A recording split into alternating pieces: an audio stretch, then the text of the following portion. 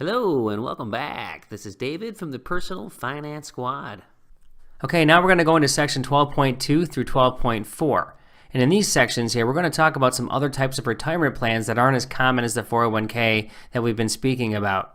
Okay, the first one here is 12.2, which is a 403b plan. The 403b is a retirement plan and it is similar to a 401k. The difference here is they're offered to educational and nonprofit organizations, and this is why that is a small sect of the population, and many of you may not even know that they exist. Now there's options here. Contributions from the plan can come from an employee and the employer, or it can be both, and that is just like a 401k. Because in a 401k, you can do it and the employer may not match, or you both may match. It's the same kind of thing that we're talking about here. And the same ways we're speaking here is that deductions are withdrawn pre-tax from the gross pay. Now, one nice little note here is that the employee is always 100% vested. We've talked about some plans where in the 401ks it may take you a time of service in order to be vested, and here you do not have to worry about that. Now, here's something different: is the money that is contributed goes to a variable annuity, or it can. So you can see right here, it goes to a specified mutual funds or a variable annuity. Okay, so an annuity is something that is different, and oftentimes you see people in their later stages in life who use annuities, and that's because they like consistent income. Now, a variable annuity is different than a fixed because it means there's a change factor. So the definition of an annuity is it's a contract with an insurance company, and what you're getting again is regular income for the basis of the rest of your life or a specified period.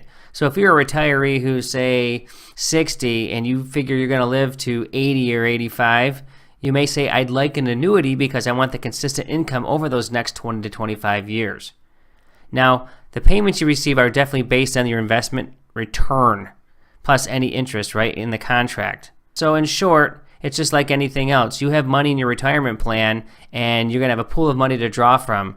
With the annuity, if it's not variable, it's going to be a set of fixed payments, so you know that consistent income's coming in. Now, with the variable part, that means you will have a variable factor, meaning because there's interest accumulating on what you've made, or there could be interest decreasing, but you still have a base set of principal, and that allows you to determine what you'd like to get, or at least you can say, I know I'm going to get a certain amount of income in a range more than likely with the variable side of it. So just important to know that if you are someone who receives a 403b, you have an option for the annuity, or you can leave it in mutual funds, but it works pretty much the same way as a 401k plan, and the beauty is you get an option to be able to put your money somewhere for your retirement. Now, a 457 plan is for state and local governments and tax-exempt governments and employees. So we put here basically it's public sector employees. And it's the same thing with the other two plans we've talked about. Contributions are made before gross income, so earnings can grow tax deferred. And of course, money is not taxed until money is withdrawn from the account. And the same way, employers can contribute to the plan, and they have similar limits to the 401k. So this is pretty much the same as a 401k. Whereas the 403b has a little bit of a twist with the annuity and the vesting. Now, the defined benefit's another one. Again, you don't see this very commonly anymore.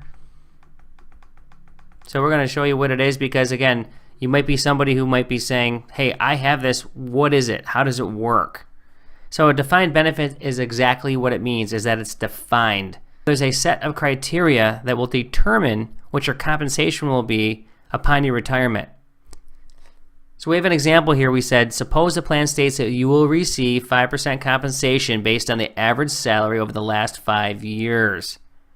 So in our example here, we went from 1999 to 2003, and we can see the salary here went from 65 to 70, 75, 80, and 85. So $5,000 a year. Now we create the average, and that comes up to $75,000 multiplied by the 5%, because right here it states 5% compensation based on your average salary. So you multiply that out, and it says right here you will receive $3,750, which is your lifetime monthly benefit. So really that's like a pension. You know that what you're going to get, it's fixed. Like we also said with an annuity, you could have an annuity that is fixed. You're getting fixed income. Now in this case, this is your lifetime monthly benefit. This means you will get this money until you perish. So that's a nice thing if this is something that you have the ability to have with your employer. Now we just threw in another example here. It's the same kind of thing. If you went up to 10%, you give $7,500 a month. But they might say, hey, listen, you're only getting this for 10 years after retirement because this is a stated piece of information by your employer that you would get. So you would get only the 10 years after retirement to receive this $7,500. So like anything else, it's the employer that decides how you're going to get the money and for how long. So that's going to do it for these sections here. We just wanted to run through some other things because these are not the norm, but there are those of you out there that have these, and it's nice to know for yourself if you come across these that they exist, and you can certainly understand your employer's plan to see how they may benefit you. The whole point is, especially with the retirement plans, is to make sure you're putting your money away, tax deferred, and we like that in the squad because that is going to be, for most of you, your main source of retirement. Okay, so thanks for joining, and we will see you in the next video.